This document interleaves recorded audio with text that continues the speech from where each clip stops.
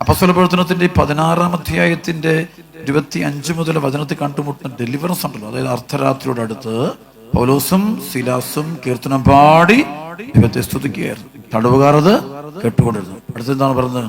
പെട്ടെന്ന് വലിയൊരു ഭൂകമ്പം ഉണ്ടായി. കാരാഗൃഹത്തിന്റെ അടിത്തറ കുലുങ്ങി, എല്ലാ വാതിലുകളും തുറക്കപ്പെട്ടു. എല്ലാവരുടെയും ചങ്ങലകൾ അഴിഞ്ഞു വീണു. ഉണ്ടോ? ബന്ധനം അടിയുമ്പോൾ വാതിൽ തുറക്കാം. അതാണ് അടച്ചിട്ടിരിക്കുന്ന ഇവരെ. അപ്പോസ്തലന്മാർ രണ്ട് നല്ല സുവിശേഷ പ്രഘോഷകർ, വലിയ അഭിഷേകം. പക്ഷെ പിശാചങ്ങ് പൂട്ടി, ജയിലിട്ട് പൂട്ടിയിട്ട് അഴിച്ചുവിടില്ല. അത് കൊല്ലാൻ വേണ്ടി തീരുമാനിച്ചിരിക്കുന്നു. ഇത് തീർത്ത്. പക്ഷേ ഇവരിലേക്ക് അഭിഷേകമുണ്ട്. അതുകൊണ്ട് അഭിഷേകമുള്ളവരെ സ്തുതിച്ചാൽ മതി.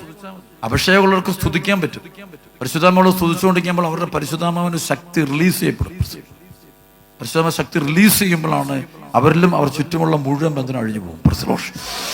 ഞാൻ നല്ല അഭിഷേകമുള്ള വ്യക്തി എവിടെ ഇരിപ്പുണ്ടെങ്കിൽ ആ വ്യക്തി നന്നായിട്ട് സ്തുതിച്ചാൽ മതി. ആ ചുറ്റും നിൽക്കുന്ന മുഴുവൻ ആളുകളുടെയും ബന്ധനങ്ങൾ അഴിഞ്ഞു പോകുന്നു കാണാൻ പറ്റും.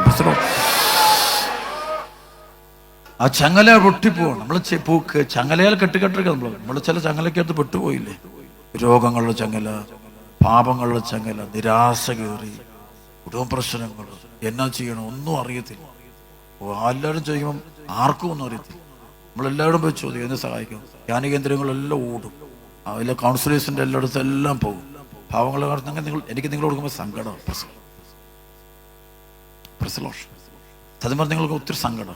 നിങ്ങളിങ്ങനെ ഈശോ പറയുന്ന പോലെ അടയനില്ലാത്ത ആടുകളെ പോലെ അലഞ്ഞു നടക്കുന്ന കാണാം. ദൂരെ നിന്നൊക്കെ ഇവിടെ വരുന്ന ആൾക്കാർ ദൂരെ വിഷമനുഭവിച്ചു. ആരും പറയല്ല. ഒരു ബൂത്ത് ഭയങ്കര ഒരു ബന്ധനമാണ്. അവർക്കറിയാം ഒരു ബന്ധനം ഉണ്ടെന്ന് അവർക്കറിയാം. ആരഴിക്കുമെന്ന് ഓർത്തോണം അവർ നടക്കുന്നത്. എവിടുന്ന് അഴിഞ്ഞ് മാറിക്കിട്ടും എന്നുള്ളതാണ് അവരുടെ പ്രാർത്ഥന. അപ്പൊ അത് ചെയ്യേണ്ടത് സ്തുതിക്കുക, കർത്താവിനെ. നമുക്ക് കിട്ടിയ അഭിഷേകം വെച്ചുകൊണ്ട് സ്തുതിച്ചുകൊണ്ടിരിക്കുക. അപ്പോൾ ആ ബന്ധനം കഴിഞ്ഞ് പോകുന്നത് കാണാൻ പറ്റും.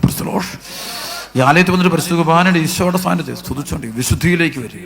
തന്നെ സഹനം കൃപയായി മാറും നിങ്ങൾ വിശ്വസിക്കുക. ഇന്നല്ല നാളെ ദൈവം എൻ്റെ കാര്യത്തിൽ ഇടപെടുന്നു വിശ്വസിക്കുക. അത് ബന്ധനം അഴിയുന്നിടം വരെ സ്തുതിച്ചുകൊണ്ടിരിക്കുക. ബന്ധനം അഴിയുന്നിടം വരെയും സ്തുതിച്ചുകൊണ്ടിരിക്കുക. പ്രാർത്ഥിച്ചുകൊണ്ട് ദൈവത്തെ വിളിച്ചുകൊണ്ട് മാറാതിരിക്കും. അപ്പൊ തന്നെ അഴിയും. നിങ്ങൾ പേടിക്കൊന്നും വേണ്ട.